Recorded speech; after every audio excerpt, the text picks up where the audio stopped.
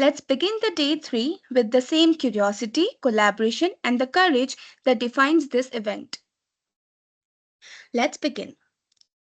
It is now my honor and privilege to welcome a visionary leader whose work has redefined boundaries in science and innovation, Dr. Karthikeya Krishnan. Dr. Karthikeya Krishnan completed his D.Pharm in 2001 and UG degree in 2006 from C.L. Bade Mehta College of Pharmacy, Chennai, and PG degree in Pharmacy Practice Specialization in the year 2008 from JSS College of Pharmacy, OT under the affiliation of Tamil Nadu, Dr. MGR Medical University, Chennai, India. He passed his PG in first class with distinction and he received Professor E. Venugopal Gold Medal for Best Outgoing Student Award. He completed his MBA degree in Hospital Management in the year 2007 from Algappa University, Karaikudi, and completed his postgraduate diploma in clinical research course with first class in the year 2010 from Annamalai University, Chidambaram. He completed his PhD degree in Faculty of Pharmacy in the year 2018 from Pacific Academy of Higher Education and Research University, Udaipur, Rajasthan. He won many prizes and certificates in both curricular and extracurricular activities. Also, he received prestigious Doctor of Science in Pharmaceutical Sciences from Mount Albert University, USA in the year 2023. Dr. Karthikeya Krishnan participated as a speaker in Asian Association of Schools of Pharmacy conference organized by Haiphong University of Medicine and Pharmacy, Haiphong City, Vietnam in the year 2016 and received international travel grant from DST SERB Government of India, New Delhi and participated as speaker at joint event on global pharmacovigilance and advanced pharmacy organized by Colchester Hospital University NHS Foundation Trust. UK held at Sydney, Australia in the year 2018 and received international travel grant from CSIR Government of India, New Delhi. Dr. Karthikeya Krishnan is having published more than 60 research papers to his credit and reviewer and editorial board member in various national and international journals. Also, he is having 13 patents to his credit. He is having more than 17 years of experience in pharmacy practice teaching and research and currently working in School of Pharmaceutical Sciences with stars as professor and head in the Department of Pharmacy Practice. He received 12 Outstanding Teacher Awards in his career. Life member in various professional bodies like IPA, IPGA, IHPA, APTI, ICA, IPES, SPER, and OPF at national level, and FIP and ISPOR annual member at international level. He is an inspector for various accredited organizations and examiner for PG and PhD at various universities. Please join me in welcoming Dr. Karthikeya Krishnan, our esteemed chief guest for inaugural address this evening. We are deeply grateful to have him with us today. Sir, we request you to kindly take the stage and enlighten us with your thoughts. Yes, am I audible, Pa? Yes, sir, you are audible. Yeah, good evening to one and all. Uh, Thank you for the introduction about me. Uh,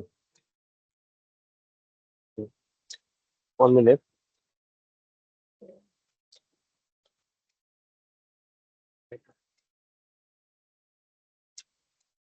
Yeah, and this is a second, I think, second conference associated with Typhoon. So the organizers are good. They are making this conference even more successful this time through virtual mode. So I take this opportunity to wish them best wishes, first of all, to all the organizing committee members. And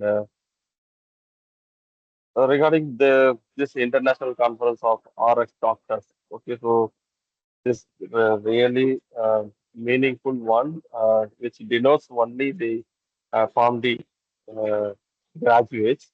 Okay, so apart from that, I seen that advisory committee members who are all from medical field as well as from the allied health sciences as well as naturopathy and yoga medical sciences. It was it's really great to join hands with other healthcare providers and they are proving their best in improvising from the uh, professional activities. So what are they usually do and because the farm D usually is designed in such a way. Okay, so on top of all pharmacy courses, first of all, and it means when the course been started in the way 2008. Okay, so we have seen that they have not been competitive with the US programs as well as the Australian running PharmD programs.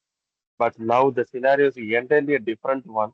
Okay, the students have a long way and they achieved so many things. Okay, so they knocked the door of the government, both the central government and the state government. They've been struggling very hard after their curriculum and eventually supported by all staffs of the as well as from pharmacy faculty. Okay, so this is one thing we need to is already proved with because some uh, almost all the family graduates have to come forward in joining hands with this type of associations and they have to prove their mettle. Okay, so they have to come forward and they have to do lot of professional activities. Okay, so in LinkedIn, you used to see so many things they have been climbing in that agenda. So many things. It's been taking over the job of the doctors. Okay, so that is quite unacceptable in our country. Mainly, it's not only in our country, almost in Western countries also. That some agendas I used to see is they won't accept it, and doctors usually they dominant of healthcare field in our country. Okay, in Western countries, at least we have some professional respect, and they've been after diagnosis, they've been sending them to the pharmacy to have a medication to write the medication. So this here, that rise has to come means we have to struggle a lot, and we need to be very competitive. That's why I always used to say my students, if you want to really competitive, you have to stay and you have to learn, and update yourself. Okay, so this is the thing mainly they have to do, and these type of programs, especially the cycle conferences and some workshops, they have been doing in almost last year. Last week only, I think the Naveen Venkat, one graduate, he came from, and he also came forward and he gave an invitation to me. So because of our college reopen, I am not able to send and I am not able to communicate with the students. So even though I circulated that to all other colleges, and I need to talk to him also. Okay, so this type of things really it will motivate along with the faculties. We are also struggling very hard to improvise the uh, from the graduates, so their opportunities. Okay, so wherever the opportunity rises, we used to intimate them, and we are asking them to apply for them. Okay, so and also almost in all corporate hospitals, they have been realize the importance of from the graduates mainly. So regarding, I can say one example regarding this hospital tie-up. Okay, so previously when we have to have a when we approach to any hospital to have a tie-up, okay, if we are not having hospital associated with our institution, so we need to have a MOU. Okay, so we need to approach that time. They used to put lot of conditions and they may ask for some amounts, so many amounts. It's not lighter amount. They will ask for heavy amount. And now the scenario is entirely different. All the hospitals, all the corporate, I don't want to name them, name that hospitals. They are all coming in line. So they have been asking for you send your students to our hospital. You send your that's of free of cost without money. They have been asking. So that's because of this NABH accreditation, where the clinical pharmacy service is the main key factor. Okay, the patient counseling and drug information services are holding the main uh, thing. They have been depending upon the clinical pharmacy for that accreditation purpose. Okay, so almost all corporate hospitals have been in line to have a tie-up. Okay, so now I am also sending our students using that opportunity and giving some opportunity to our family graduates. So that we have been having a tie-up with our government hospital, AESA hospital. So I want to have these students to have the corporate setup hospitals. So in this way, the family opportunities have been coming more nowadays. Okay, and so uh, in the pharmacovigilance program of India, they've been already started recruiting the family graduates for the PVP associates. Okay, so these are the things, and also uh, our PCA is been struggling very hard. Okay, so to bring the exit exams, now they started with diploma. So again, for Farm B and also for B Farm curriculum, also they have to implement this because if we are been going for a job to the other country, okay, we need to have a competitive exam as well as that intensive exam. We need to pass, then only we will get the job. Whereas the students from that country, they need to only qualify for intensive exam and also they need to write the exit exam for licensure to obtain the license. Okay, so this is the scenario, but if we are in India, the scenario has to come. Then only the competitive pharmacists will be made. So right now, the once they complete the degree, they can go directly to the council and they can register. Whereas in the other countries, they need to have some professional experience before enrolling them into the respective councils. Okay, so these are the things really we need to understand. And finally, graduates now they've been made up to the uh, MRB exams, MRB pharmacist exam. Previously, it was only diploma qualified candidates they have to write. Okay, so this is the only opportunity for the diploma pharmacy graduates. I don't want to take credit from them. That is the only opportunity to enter the government job diploma. Okay, so for them, that is the only opportunity. For B Farm and Farm B nowadays, we have almost in all the category, even for drug inspector exams, even for MRB exams, everything, the Farm D and B Farm also, they've been uh, included as a basic qualifications. Okay, so I don't know how they in that difference in pharmacy job. Already we have a notification from PCI been put it in the gazette.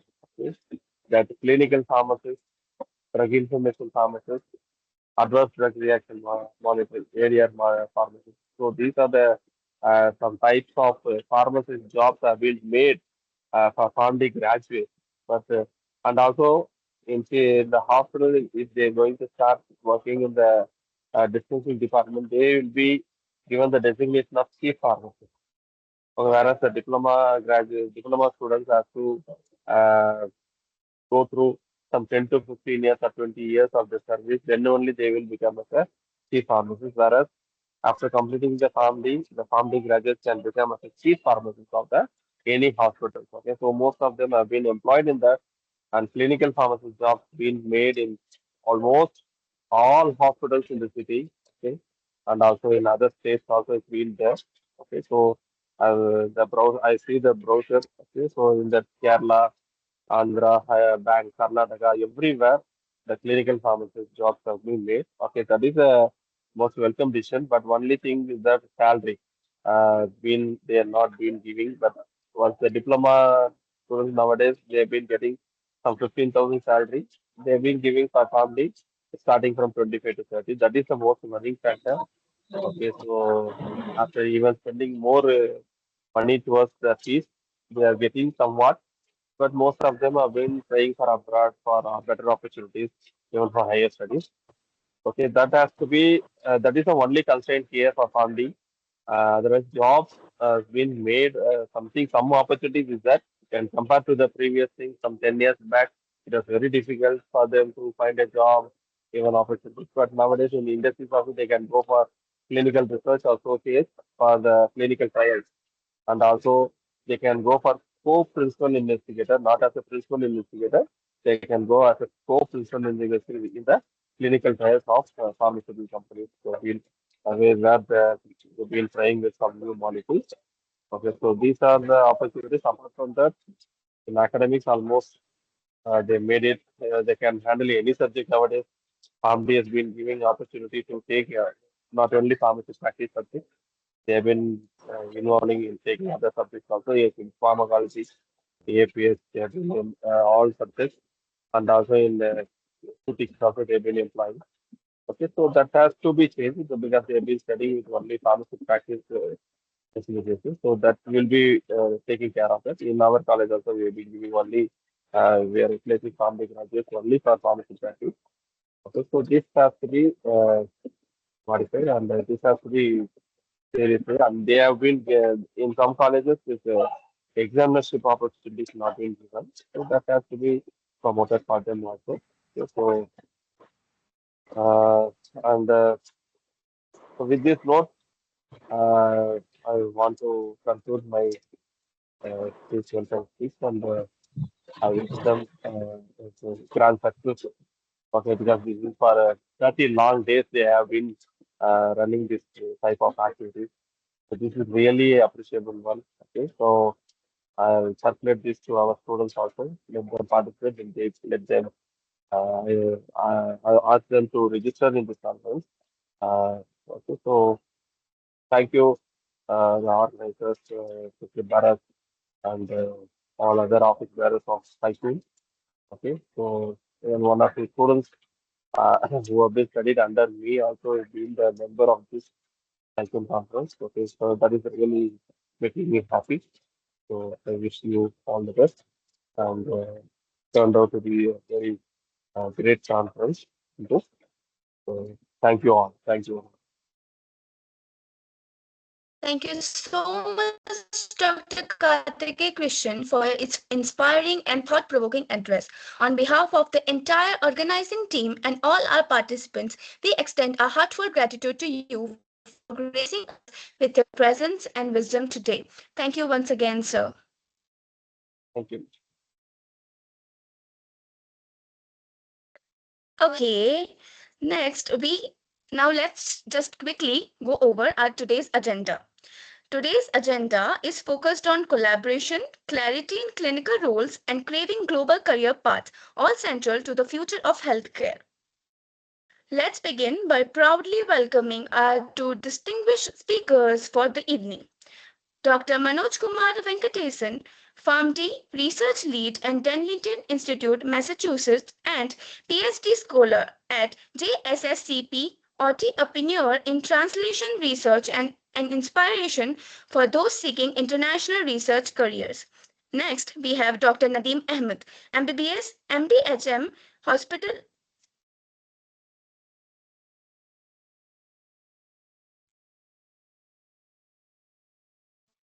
yes, Dr. Nadeem Ahmed, MBBS, MDHM, Hospital Administrator and Chief of Quality and Operations at Apollo Hospital, Warangal, a leader in the hospital system and interprofessional collaboration in the Indian healthcare. So, now without further ado, let's begin our session. First,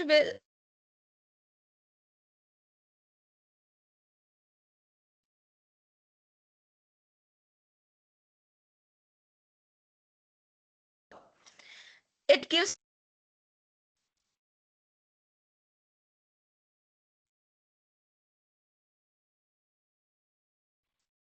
yes, it gives me an immense pleasure to welcome a dynamic and a visionary leader in healthcare administration, Dr. Nadeem Ahmed, to our show today.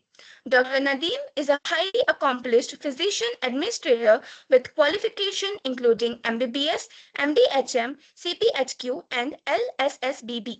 He brings over 11 years of diverse experience, including 7 years in healthcare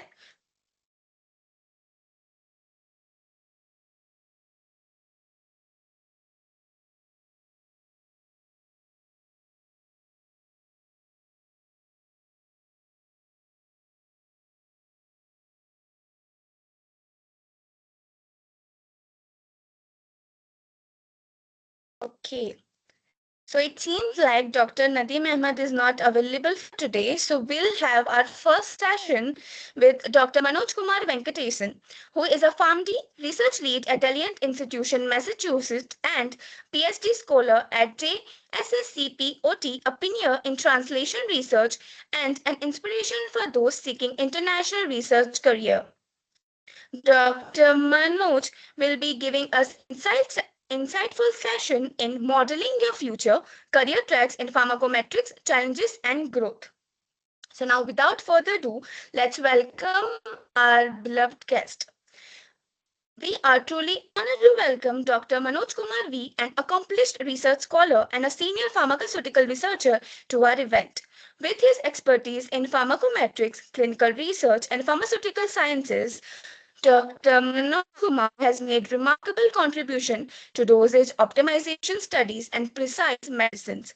Having completed his PharmD from prestigious JSS College of Pharmacy and currently pursuing research in advanced pharmacokinetic modeling, Dr. Manoj Kumar brings a wealth of knowledge and a real-life clinical experience.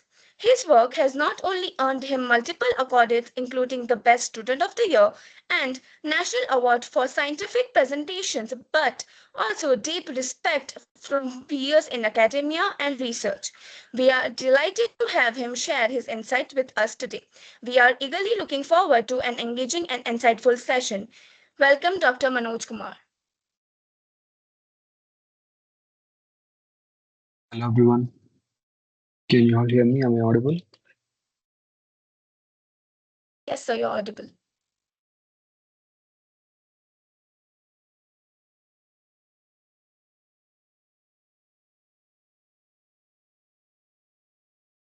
Can you all see my screen? Hmm. Full screen mode, present slideshow mode.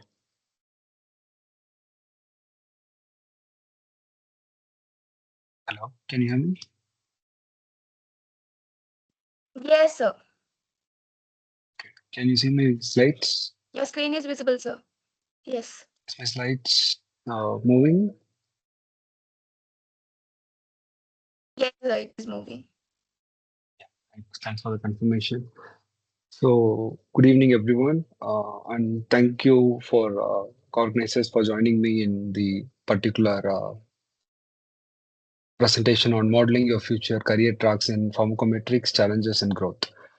So, with this topic, when the organizers came to me, I was so happy to be part of this particular program.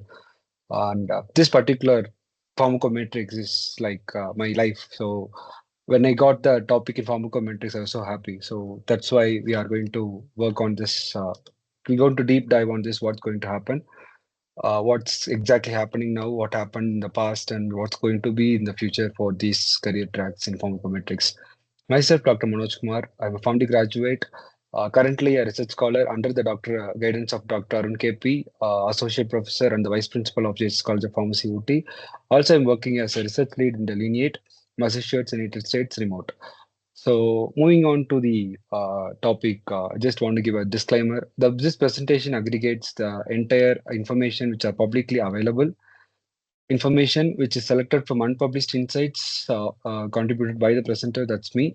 All presentations, opinions, and conclusions expressed by me do not represent any official positions or of any affiliated institutions, either Delineate or the JSS.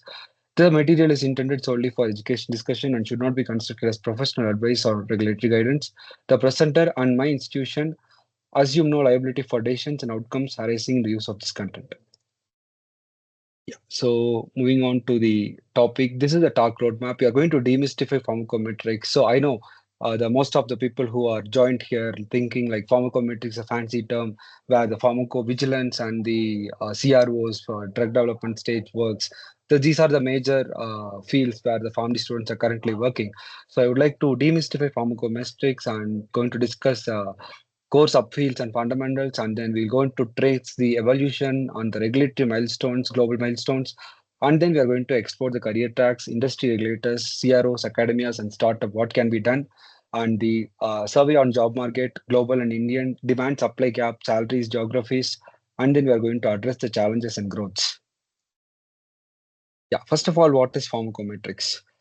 Let's imagine a new oncology drug that has been once needed 1,200 or 1,500 patients for a phase 3 trial.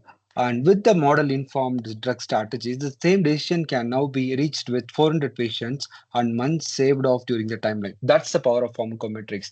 It's a science where you quantify the drug, disease, and trial information for a regulatory and development decisions. For example, I'm going to have a new drug on anti-cancer, and I know about the disease pathways, disease areas of the entire disease, and I know the previous trial informations of phase one and phase two. With this information, I'm going to build a model. With this model, I'm going to come to a decision: is it should I going to be going for a next phase of trial, or should I stop the trial? This with this particular trial, if I conduct, will this particular trial will be accepted by FDA or any regulatory agencies? So all these kind of conclusions can be done initial phase of drug development stages, so that I don't go I'm going to waste millions of money in my next phase of trials. Uh, let's imagine I informed like 1,200 or 1,500 patients in phase 3 trial. Instead of that, I could able to simulate the entire phase 3 trial during using my models. That may be due that can be done using population pharmacokinetics or pharmacodynamics model, where we can see the variability and dose optimization. I could able to see the variability between the patients, inter-individual variability and intra-individual variability, all kinds of variability, and I can tailor the dose based on that. While it comes to physiologically based pharmacokinetic modeling, PBPK, where it is a whole body mechanistic modeling. The whole body mechanistic modeling represents not just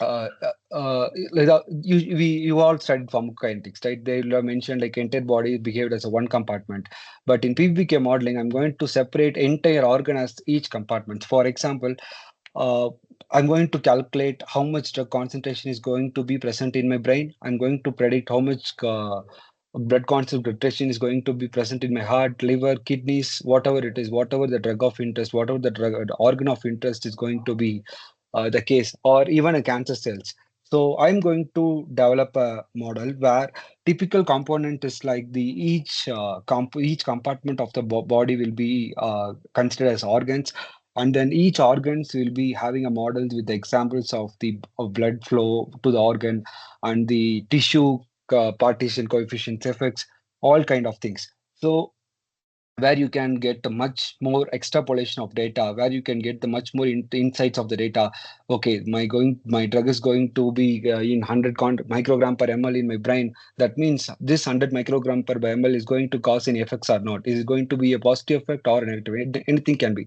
So everything can be predicted at this stage itself. Moving on to exposure response modeling, where I'm going to study PK and PD at the same phase. So I'm going to check the dose. I'm going to see the response of the patient. So with this, efficacy and safety optimization can be done. And then the QSP, quantitative system pharmacology. So this systems biology and pathway modeling is the new area, which is the entire pharmacometric metricians or the entire pharma field is going to move on that particular field, where the traditional PKPD might treat the body as a black box, but the QSP dives into the biological mechanisms, map out the entire biochemical pathway or disease network, and integrate how drug interacts with the system. So the QSP is like the you have two things. For example, like the biological process. For example, after taken the drug, what exactly happens at what pathway it going to be get metabolized. Everything is taken into consideration, and then we are going to decide.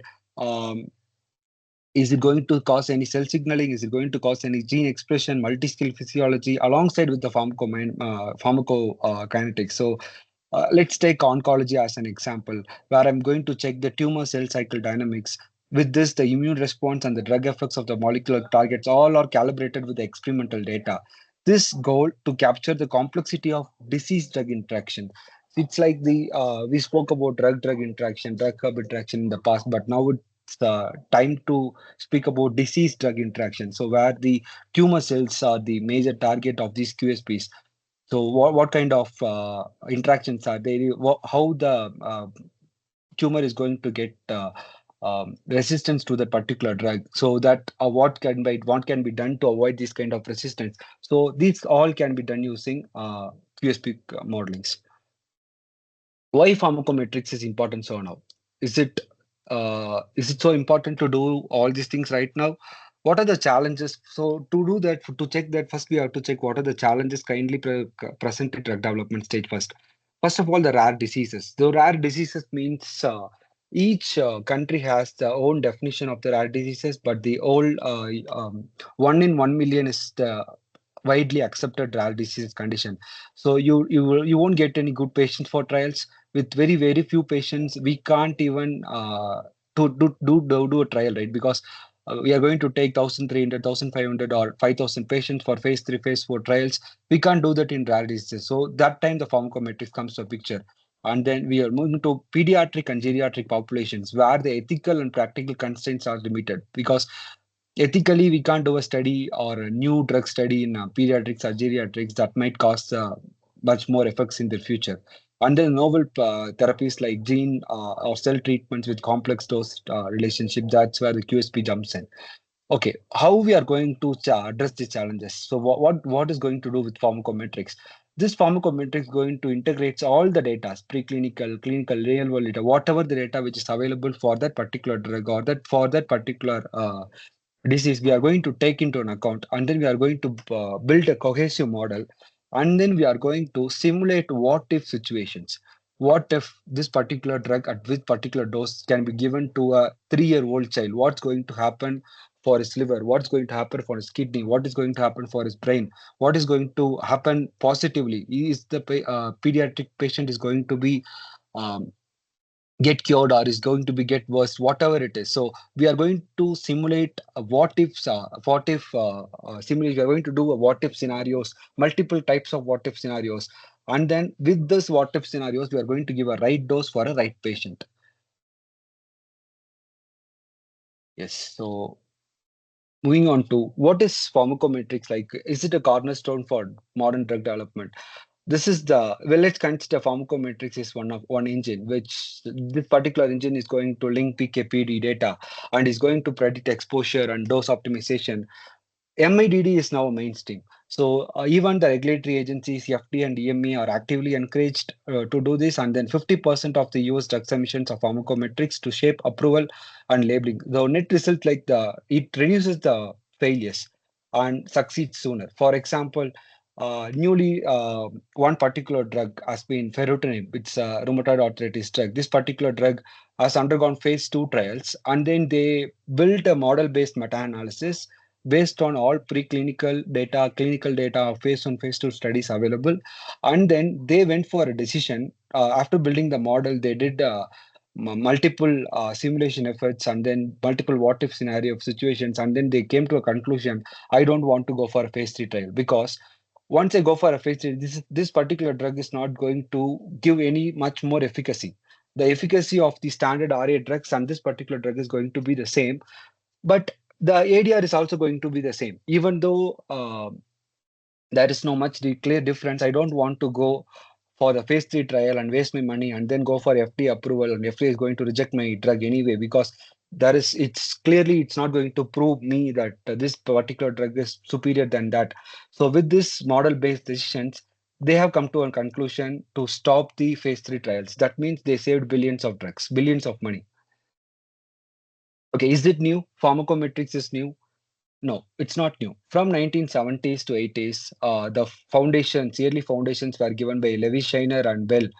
They are the pioneers of population pharmacokinetics. And then Roland Tauser, he is one of the yearly pharmacometrician who advances the PBPK. With this name, Levi Shiner, you could have heard him. Levi Shiner, even today, ISOP, International Society of Pharmacometrics, have an award to honor him, Levi Shiner Award. Every year they are going to give a eminent personnel who is going to be the going to who has done a very good job in the pharmacometrics field. And in late 90s and 20s, rise to regulatory prominence. The FDA clearly came with the division of pharmacometrics in their submissions. And then 2003, they gave the exposure response modeling guidelines itself. And then 2010 to 2020s, integration of drug development, learn and confirm the MID3 approach, model informed drug development. So MID3 adoption was taken, and 2017 key milestone was reached in MIDD. That is, a MIDD pilot program, PD UFF6 has been launched. And currently, the entire pharmacometricians or entire pharma field is moved to quantitative system pharmacologies, integration into MEDD and global uptakes. Okay, the heart of this particular talk is to modeling your future. What is the career tracks we have? This particular ladder gives you the career tracks. We have five career tracks: industrial R&D, regulatory agencies, CROs and consultants, academic institutions, and then startups and tech. Let's dive into each career paths individually. First of all, moving on to industry and career path, where you can't go and check the Glassdoor or Indeed, wherever you can't find much good jobs in the name of pharmacometrician, but you could able to find the name of people in the modelers, AI scientist, pharmacokinetist, PK/PD modelers in the name. These kind of associate scientists, senior scientists, and all. So the career track is like on the entry level, you will be hired as a junior pharmacometrician or an associate scientist. You should have basics of hands-on PKPD modeling. Non-MEM or Phoenix are major important tasks here. And then you will be promoting to scientist or senior scientist, and then principal scientist or lead pharmacometrician, and finally the director or head of modeling institutions. Is it like the major work in this particular track one industry is like you will be working on data which is taken from the preclinical or clinical data. You will be getting the projects, and then you should have a simulation. You should do a simulations to convert PKPD into insights. So you will be assigned for this particular task. Like this particular task for you is like you should inform them for the dose selections for the next trials or the is yes no decisions. Are we going to proceed with the next trial or not? And are we going to give any labeling information for the models for a new drugs? And then individual contributor to the director of VP. Like if you are joining as a junior pharmacometrician and due to a very scarce talent and the very high vacancy rates, with very limited period of time, you might able to get a director or a head of modeling and simulation center itself in that particular industry or something else. So wherever the track one is like clear, the basics to be is like you should have hands-on of PKPD modeling. That's the basic knowledge to enter into a pharmacometrics field. And regulatory agencies, yeah, everyone will be surprised, how we can be, is it possible for us to move to regulatory agencies to get a job in regulatory agencies? Yes. Is it, it's not easy, but it's possible to get a job in regulatories. So regulatory pharmacometricians where they will be scrutinizing the models where the company submit, and then they'll be ensuring this dose and safety decisions. And then the major three positions in regulatory agencies are reviewer, team leader or senior reviewer, and division director. Only these three positions are available, and it's only available in FDA, EMA, and PMDA, not in CDSCO, because CDSCO don't have a proper channel to regulate pharmacometrics yet, since India is an infant stage for pharmacometrics. And then beyond reviews, these particular agents, regulatory agents, these senior reviewers and reviewers, they will be doing the pooled analysis and published methods for shaping the global guidelines. That's important because in the career track, I informed you guys 2003 only we got a first guidance regarding the pharmacometrics, and then 2017 we got the MIDD guidance and all. It's taking much time. It's taking almost 14-15 years to build one guidance for them. So based on the reports submitted by the every submission for the each drugs, then the regulatory agencies will sit and then they will be analyzing the pool data for this guidance and all. So these are the major tasks in the regulatory agencies. Moving on to track three, CROs and consulting, the most affordable job or is easy to get in India is like these are the jobs. The main employers of this like global CRO, Cetera, Icon, and IQVA. So these three members are the leaders of the pharmacometrics, I would say, because Icon handles the non-MEM software. The principal software for the entire pharmacometrics is non-MEM. So Icon handles that, and then the boutique consultants such as Rosa.co, Prometheus, Nuvantra, and Paraxel. These agencies, these employers, they have the pharmacometric vacancies, but in the name of a scientist or in the name of PK modelers, PKPD modeler, something like that, you can't directly have a pharmacometrician as a job title. Most probably, they'll be having a senior pharmacologist or clinical pharmacologist, something like that. So career growth will be like consultant project lead, principal consultant, and then team manager, and then the scientific assistant vice president. This is the nature of work. This is the career growth, and the project will be like the same kind of projects where we discussed in the track one industry R&O, where we are going to get the projects and we are going to build a model to give them the insights about are we going to proceed with the next step or not. That's the major impact of this CROs and consultings. Moving on to academia. So academia, as usual, we know the path is from lecturers to professors, and these people will be like a research institute scientists, teaching scientists, biostatisticians, and major roles will be building a publication records for them. And then the progression is like tenure track to entire professor.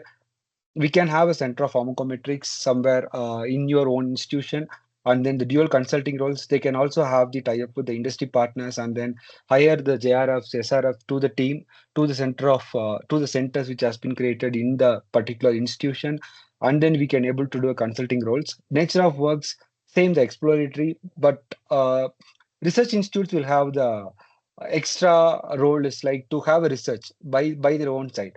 They will be getting the students, right? So every year we'll be having a PharmD students or PhD scholars or MPharm students, BPharm students. So these kind of people can be employed to answer the real-time clinical scenarios, real-time drug-drug interaction studies, real-time population pharmacokinetic studies. This can be done using the academia and research institutes. Okay, sorry. Yeah, moving on to track 5, startups and tech companies. So startups, so modeling software platforms. Delineate is a startup where I'm working right now is a startup which has been started 1.5 years ago. So these modeling softwares, these startups can be done. These startups have a good values right now because with the scarce talent, also the pharmacometricians, we are going to discuss the salary part in the next coming upcoming slides. With the scarce talent and the very limited number of peoples, they can be worked in multiple firms as like a part times, and then they can earn more. So this is the types of startup where we can do a part-time job in the startups, and then also, if it is a yearly startup and then we are joined as one of the core members, for us it's possible to get better positions in the startups itself. And then career growth is like we can have an enter as an intern and then rapidly advance as the company scales. But the startups are like a ship in the ocean. Anytime it can sink. So we should be clear on our path while tracking the stuff. But startups are one of the better way to start as an intern, since it's very difficult for the clinical pharmacology interns to be called for in particularly in India.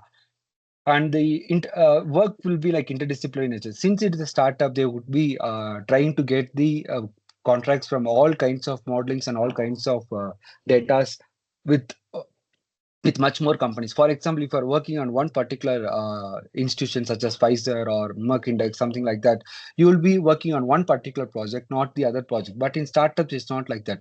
Startups will be like they will be taking the project from multiple pharma companies so that you could gain experience on multiple types of data where you can work. So this is the major strength of startup, but we should always be assured that the startup is growing good. We should be able to take decisions when can come out of the startup. And worldwide demand and talent shortage. Every year, I could able to see there is a openings for pharmacometricians. It's around 100, 200 all over the world.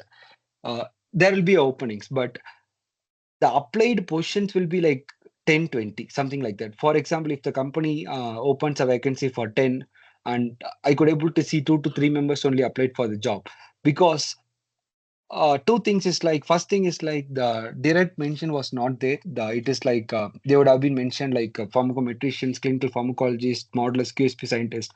All these fancy terms might scare them because kinetics, everyone thinks it's a mathematics, and then we'll be thinking, oh, it's difficult for us to do a mathematics, it's difficult for me to do a modeling. But after comes to the picture, it's something different. So for example, Novartis, Merck, Pfizer, AstraZeneca are actively recruiting every year, and the roles are expanding. Even they are ready to hire an intern to train them and then go for a working. But still it's high vacancy rates, but talent is very less. Almost 35% overall talent deficit is there till now. So, because of this talent deficit, according to the Glassdoor Indian data, where the higher data are saying annual salary for pharmacometrician is around $150,000 to $190,000. Around 20% of their this is excluding bonus, and excluding bonus is around 20% of their own salary. And 2025 report says $189,700 are the base salaries in the US, nearly 20K plus the bonus. This can vary for the region, and the entry-level PhDs might get around 110 to 130, but the experience model in the big pharma can get around 200K as a total package, especially in the high-cost living areas such as California, Texas, something like that. With the scarce talent, companies compete aggressively because, for example, I'm a good model. Let's consider I'm a good modeler and I'm going to apply for three companies at the same time.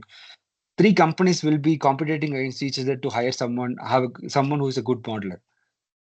That's the whatever they like they are ready to give the price amount uh, which the person is quoting. So that's the major chunk in the pharmacometrics. Let's come to India's landscape. So current job openings is like it's very modest, but last 2 years it's been increasing trend, but that includes a clinical pharmacologist, PKPD modeling scientist, and the major workplaces are Bangalore, Hyderabad, Mumbai, Pune, and Chennai are the key locations. Demand supplies like supply of trained talent is currently limited in India, so that's the major chunk here. Only few local training programs are available, and global CROs are having in India right now, and they are ready to hire people and then train them. So let's consider what is the salary in India. The salary in India is around six figures. The entry level is 4 to 6 lakhs per annum, and then mid level is 12 to 20, and senior is 26 plus 5. And they can get up to 48 lakhs per annum easily.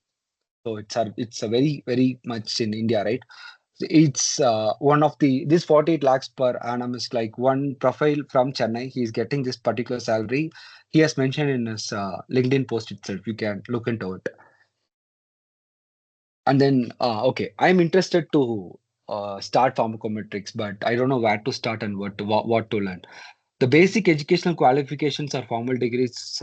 Major degree is PharmD. Since PharmD takes 2 years of particular curriculum, PBBK and CPK TDM as you all studied, and PhD in this related field, and key coursework on PKPD, biostats, and pharmacology. And for example, they can also have a MS in certificate courses like Maryland, Washington, Manchester, Buffalo, Uppsala University, something like that. And then there is also workshops conducted regularly by HCCP, ISOP, etc. SIMSIPs are conducting online webinars on every month basis, and these online credits will have 12 to 15 credits as flexible. And then the major toolkit to be learned is like non-mem, R, and monolix. R and monolix are the basics. Non-mem is the basics for everyone. It's like the basic software to uh, start. So non-mem, R, and monolix are the major things. And for PBK, SimSip, GastroPlus, and PKSim, QSP, MATLAB, Python, version control with Git. These are the few technical things, but as a beginner, we should start with the R at least, and then we can proceed with Julia languages, and then we can purchase an on software because non is like around 45,000. We will get 4 licenses per year. It's like every year licenseship, we have to renew the license, and then it's for academic institutes around 45,000, and for industry, it's around a crore. So the main domain knowledge we have to get is like the disease biologies, where particularly recently everyone is working on oncologies and immunology and from genetic studies. But whatever the disease you are going to work, you should have a deep in disease biology to build a model. And then practical experiences, yes, that's the important chunk here. Practical experiences are must. So we should get a practical experiences on via internships on industry and academic fellowships where you should wait for like openings in industries. For example, the Roche or Sanofi or the Human Predictions, even Delineate is opening internships for every 2 to 3 months. They are giving some vacancies. We have to apply for that, and we should try to get them. They are opening these internships are open for entry levels. So if you just have a basic knowledge of PKPD, that's more than enough to join the internships, and then Once you got the internship, you should start the self-initiated projects with PK data. And then mentorship, you should have a great network on ISOP, ASCPT, and ACCP mentors, because these three networks are the biggest networks of pharmacometrics around the world. These people will be having their LinkedIn conference connections, and then they'll be having a regular mentorship courses as well. And cross-sectional exposure, you should have a stats regulatory teams to bridge scientist credibility. uh, Pharmacometrics is not one field, it's a field of where you should know about the drug, disease, stats, and the max a bit. So we should have a team where everyone knows at least one part, so that we can have a exchange, knowledge exchange, and then we can build a bridge scientist, and then we can build our skills. Communication and soft skills, it's major for all career paths, not just pharmacometrics. But aligned to modeling, we should be in a position to give go or non-go questions, answers to these kind of questions. And then leverage sources like there are society job boards, target LinkedIn alerts. Also, Naukri and Indeed is particularly for India, so you should be having a continuous search for the hands-on trainings and the internship opportunities. And then continuous self-study, CPT, PSP, JKPKD, these are the pharmacometrics journals which is being sponsored by ISOP or ACPT. So try to have a regular communications with the flyers and the magazines they release, so that we should able to have a better knowledge on that. And then the pathways to for switches. For example, if you're currently working as a pharmacovigilance expert and you want to be a pharmacometrician, you should be doing all these kind of internship things, so that you can use your clinical skills to seek the bridge. For example, what kind of pharmacometrician can be done for PV specialties? It's like you can do ADR modeling. So you should try, or based on your knowledge, what kind of models is it possible for you to do it, and then who is going to be the mentor for you? That's the major thing. Yeah, the challenges faced is like the limited training in India. We currently don't have a specific course or specific diploma course or programs for the pharmacometrics right now. But SOFAS is one of the earliest stage of pharmacometrics in India Society of Health Analytics. So SOFAS is formerly known as Pagin Pharmacometrics Group in India. So they'll be having one course right now, certificate course of pharmacometrics. And JSS College of Pharmacy, we are conducting a summer school on applied pharmacokinetics every year. Even the participants, organizations of RX doctors has been attended this year. So that particular course will give you the basics of PKPD.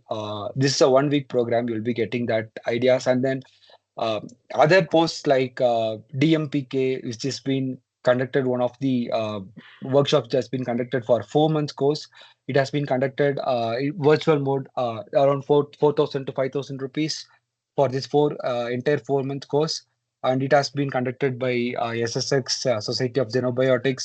And then if you go to the options of Cetera websites or Phoenix websites, you'll be getting the regular updates on the courses which they are providing right now. So limited training, we don't have much training, but limited training is also one of the best for the early career options, because we the people will be trained at its core when you join these courses.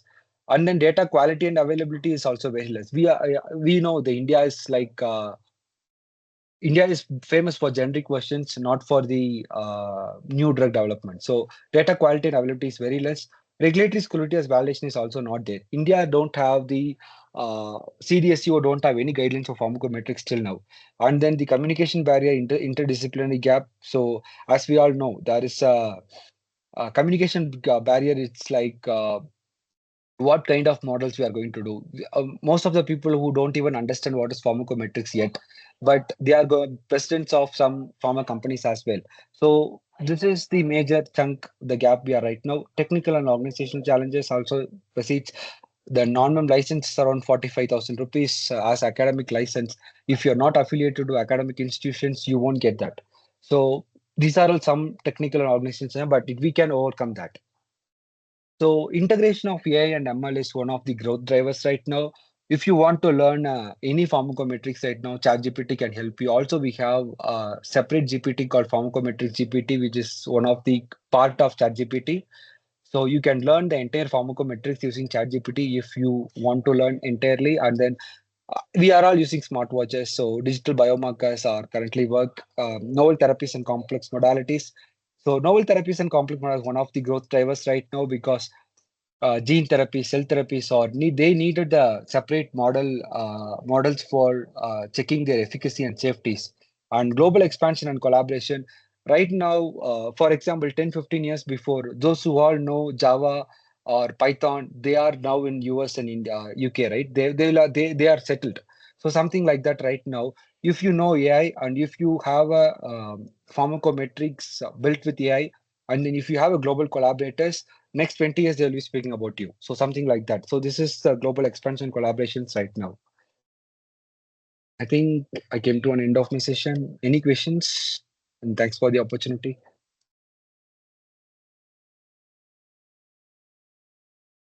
Yes, guys, if you have any questions, feel free to write them in the chat box.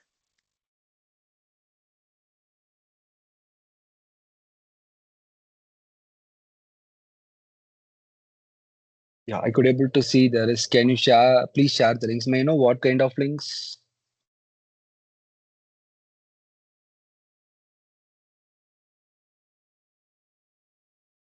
Yeah, I think uh, one question. So if you need entire information regarding my slides, I'll be sharing the slides to the organizers so that with the references so that they can share with you everyone.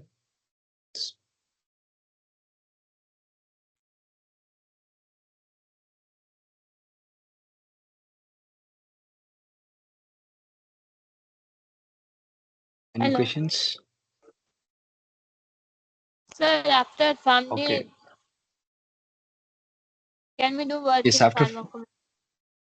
yes. Laser. Foundry graduates are the highest pick for pharmacometricians right now because PharmD curriculum has two subjects: pharmacokinetics in fourth year and CPK clinical pharmacokinetics in fifth year, and also we'll be having a therapeutics class, right? So we are the correct persons to learn to interconnect the therapeutics and the pharmacokinetics. So PharmD graduates are having the much more opportunity than the B.Pharm or M.Pharm graduates.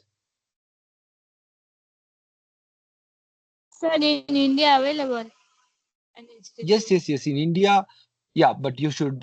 Right now, the Indian curriculum doesn't focus on training the pharmacometricians based on the programs or softwares. You'll be having the basics of PKPD.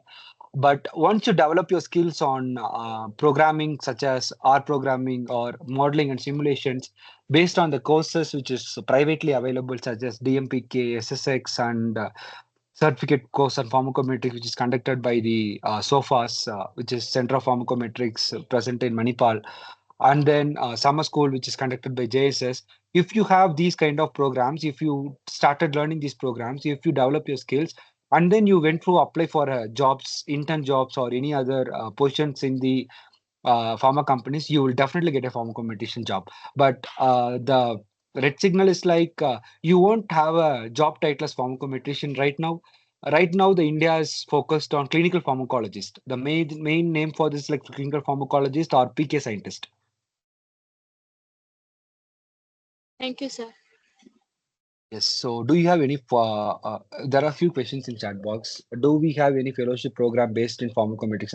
There are no fellowship programs right now, but you can do a PhD after after PharmD, so that you'll be having the fund. If you have a funded PhD, if you do a PhD in pharmacometrics, that will guide you.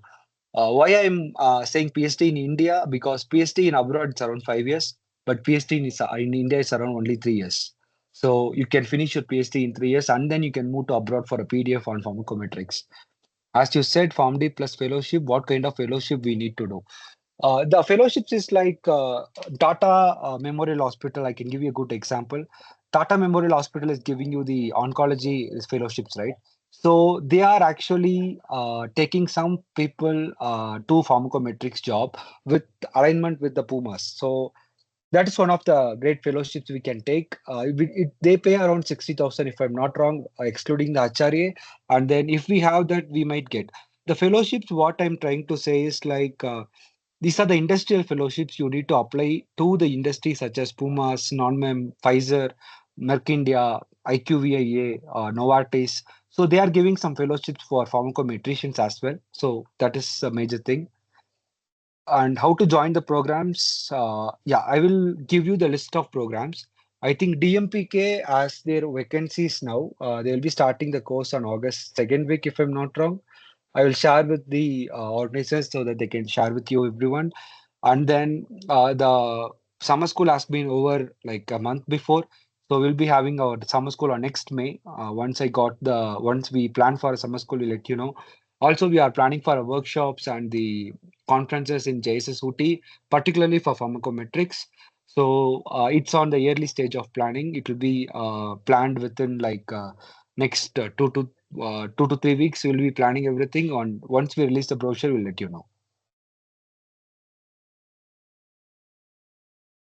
And excluding that, So I would like there to, is one yeah, yeah, yeah. there was one question. What is your opinion on the future of pharmacometrics in developing countries like India? Okay, pharmacometrics in developing countries like India. So the major goal is like the major thing in India is like right now, since we are focused only on generic drugs, pharmacometrics analysis has been done based only for the BA/BE studies. Excluding that, some consultancy works has been done.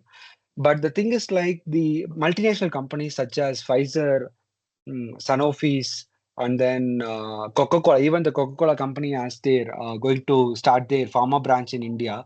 So these multinational companies, they are giving the data from the abroad to do a pharmacometric. So it's actually in the growing trend. As I said, entry level for intern is around 2 to 4 lakhs, and then we'll get around 26 to 48 lakhs range per annum as the salaries once you build your skills in the pharmacometrics. So if you ask me when I was studying PharmD like 4 years before, when I was in my fifth year, when I started the interest on pharmacometrics, I know just 5 to 6 members in pharmacometrics who is currently working in India. But right now, even I have a connections of more than 30, 40 members, particularly working in India, and they're having pharmacometrics. That's actually a very good signal for the pharmacometrics growth in India. If you want to do a fellowship in Tata, actual regular fellowships has to be like I think Tata has their own interview process. They have their own vacancies, and every year oncology vacancies has been opened. Also, you can have a discussion with Vikram Kota. He's office in charge professor in clinical pharmacology department of the Tata Memorial Hospital, Navi Mumbai. So these particular lab he's hiring, you can text him on LinkedIn, and if there is any vacancies, he will let you know. You can apply. They will be assisting you for application and all. After PharmD in India, can I do it in US? Yes, definitely you can do it in US, but uh, nowadays there are some political issues. Getting visas are a bit difficult, and if you are planning for US, University of Maryland offers a 2 years MS in pharmacometrics program, but that's the costliest program around the world. That's around 46 to 48 lakhs for 2 years. But if you are trying to Uppsala University, Sweden, or University of Manchester, or University of Buffalo, your cost is less. Also, it's like there are online programs available, online MS in pharmacometrics available in Buffalo University and then Manchester also, if I'm not wrong. So that will be also helpful for you to start pharmacometrics. But getting into the US is a bit difficult directly as a intern or a job as a job role because you will not get a work permit directly. But once you finish your MS in US somewhere either in Buffalo University or in the which is present in Boston and or in the University of Maryland, you will have better connections there with Matanki Gopalkrishnan and Joga Goburu is the FDA ex-FDA member actually. You'll have a direct mentorships under them, and then you might have a greater chance to get a job in US directly itself. But consider US since there are some political issues going on for last 1 year after Trump became a president. There are much issues going in the US. But also you can find good professors in US. Multiple universities have much professors. You can find them via ResearchGate, and then you can write to them to get the PhD seat as well after PharmD directly.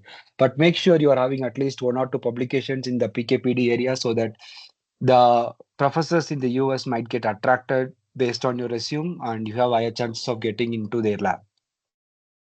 That is funded PhD. Sir, a student is asking, is it possible to take pharmacometrics for my fifth project? Yeah, definitely you can take pharmacometrics as a fifth year project because I have taken pharmacometrics. I have done a capacitor in modeling and simulation as a study, but make sure your professor or you have a good mentor with you are having a good mentor for pharmacometrics to do this kind of analysis because you need to have a basics of modeling to write codes or non-mem pumas or ChatGPT can help, but you should have been in a stage to interpret the codes and make sure it is right or wrong. But it's for a PharmD curriculum, it's allowed to do a PhD, PharmD project in pharmacometrics. Yeah, you can do it.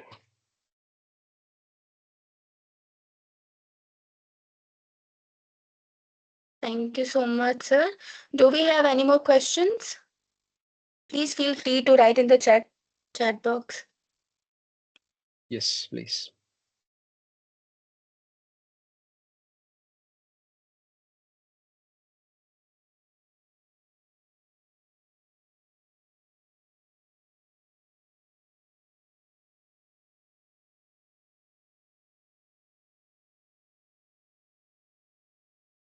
Okay, if there are no more questions, I Sir, just want to give my acknowledgements. Is there any there questions? is one more question, sir. Yeah, please. Yeah, please. No issues. Yeah.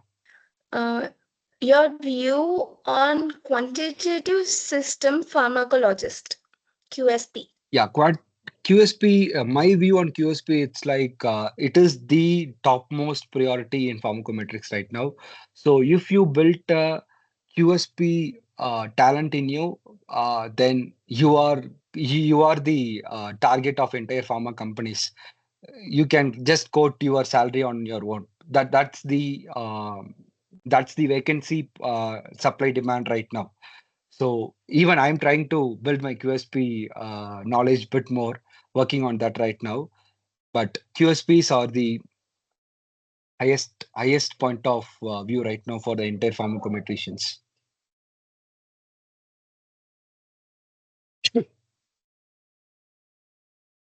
Yeah, definitely I will share you the PPT. How many publications we need to join pharmacometrics? So it's not like you need to join pharmacometrics. Pharmacometrics is a science. It's not like a course or something. If you want to get a PhD abroad somewhere, I would say at least one or two publications minimum, at least one publication as a research and one as a review will be a good call. But unless or else if you are applying for any industrial positions, you just need to show your talents on that, your skill sets, and if the interviewer or the HR is going to test your skills, then that's up to them. But publications are mandatory. At least one or two is good for entry level. And once you placed, you should start building your resume and publications. One student is asking, is there any gold standard software for modeling? Gold standard software for modeling is non-mem. Non-mem is the software which has been traditionally developed by Uppsala, and it is currently present with Icon. You can see all the traditional PKPD papers. Even today, everything is built in non-mem, but you can do the same analysis in R. But it's like when I asked this question to my professor, why non-mem, not R? He usually say there are multiple languages around the world. Why English? Because English is the language where everyone understands. So non-mem is the language where everyone understands. So we should have a understanding on non-mem. But the basics, if you want to start, you should start with R programming. But R programming with pharmacometrics, there are a few packages specifically for pharmacometrics, NLME, NLMXR, PKPD, NCA. These are all a few packages which are currently present in R just for pharmacometrics. You have to work on those packages to learn everything. and then you can proceed with non-mem. And non is like that they are not giving any academic licenses right now, but they are planning to give. Before they were giving, and now in between they have stopped it. Online is also around 2 to 3 crores per annum as the licensing fee. So every companies are working with Online, if I'm not wrong. Like most of the major companies are working with it because it's easy to use. And if you want any free softwares to learn, especially for pharmacometrics, I would say Monolix. Monolix is the suite which has been used in the entire Europe. European countries use Monolix as their standard softwares, and it is freely available. You can just apply for their free license. They will be giving the license for a year, and then you can renew it. And they are also giving their tutorials and videos for tutorial documentations and the videos for you to learn the entire flow of pharmacometry from the basics till the advanced. But they are not giving QSP till now. They are only focusing on PK, like tutorials or free softwares. Free publications are giving only for the POP-PK, POP-PD modeling simulation aspects. QSP software is not free. They are having multiple softwares. In that, QSP is not free. Excluding that, PK Sim, PK Analytics, these kind of softwares are free. And also, they are regularly conducting their summer school on training these softwares. That will be happening on the May month. It's around like 4 days course. If you'll be getting the online, it's actually free. It's $0. You can just going to order it. It's you can get it. Okay. The next question is, what are your plans for the next 5 years? My plans for next 5 years. So right now I'm on Delineate. So my goal is to be like to Delineate is, as I informed, Delineate is actually the startup company. So my goal is to build Delineate. So our delineate goal is to build the entire PKPD modelings, whatever the pharmacometricians are doing. We want to do it using AI, not just, I don't want to write codes for building a model. So I just want to write a prompt. Uh, I have a data. With this data, just give me build a QSP model. I just want to give this prompt, and my AI should do this entire model building process. That's where the delineate goes. So we are building the AI called delineate AI, and currently I'm a research lead on that. So my next 5 years goals will be is like to build Delineate with my Delineate family. Yeah.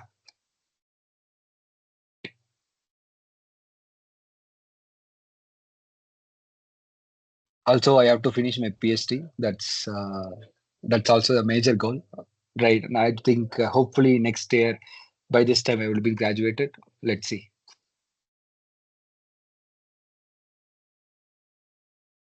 Wonderful. Do we have any more questions, guys?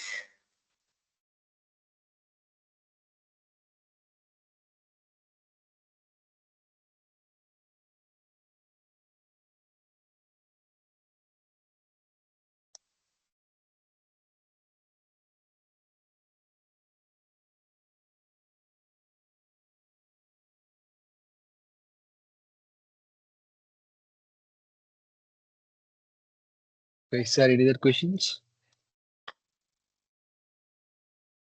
It seems like all the questions are answered.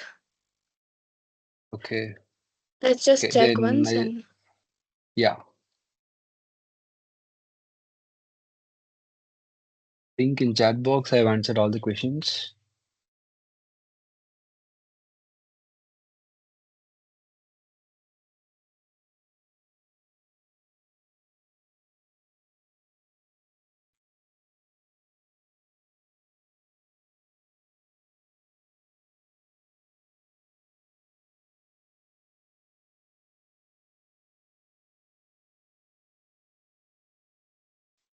okay, so I think there are no more questions.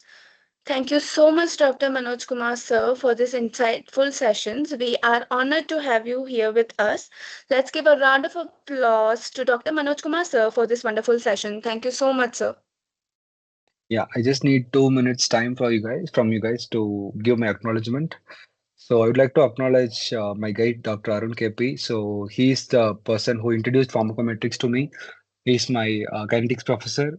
I have done projects under him, and then I'm currently doing PhD under him. So I'd like to acknowledge Dr. Arun KP for introducing me this track, and then I am currently working here. So this is my submission. This is my first lecture talk, so I would like to give my dedication. I would like to dedicate this particular talk to my guide, to Dr. Arun KP. Thank you.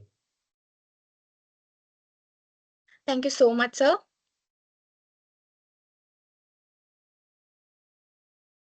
So, as we all know, we were supposed to have two sessions today, but owing to an unavoidable situation, Dr. Nadeem sir won't be able to attend today's session, but will join us in the upcoming days. Sorry for the inconvenience, guys.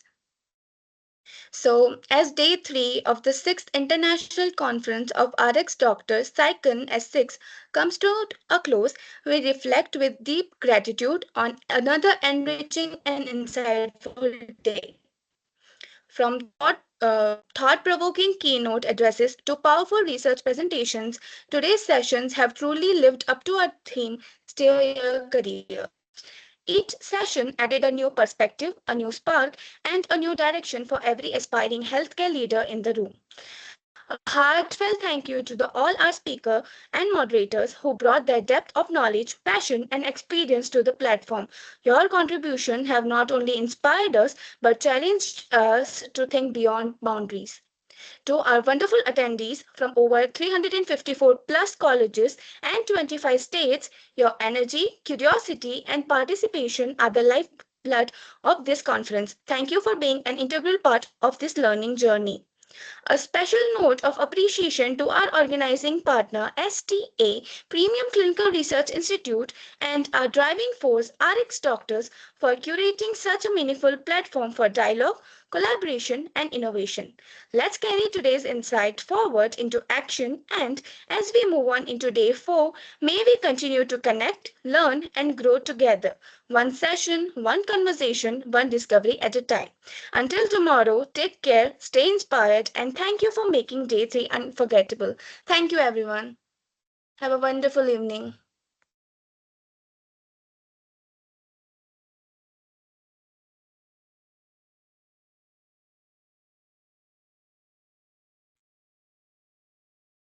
So, guys, we have shared the feedback form for the day 3. Make sure you fill the feedback form. It is shared in the chat box. Thank you. Thank you so much.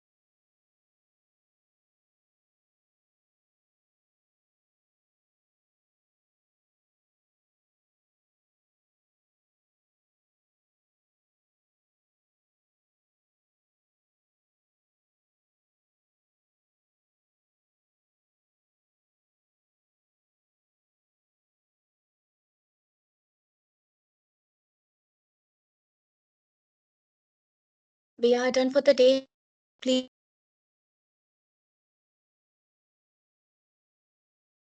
Yes, we are done for the day, guys. So please make sure that you fill the feedback form and then you can leave the meeting. Thank you.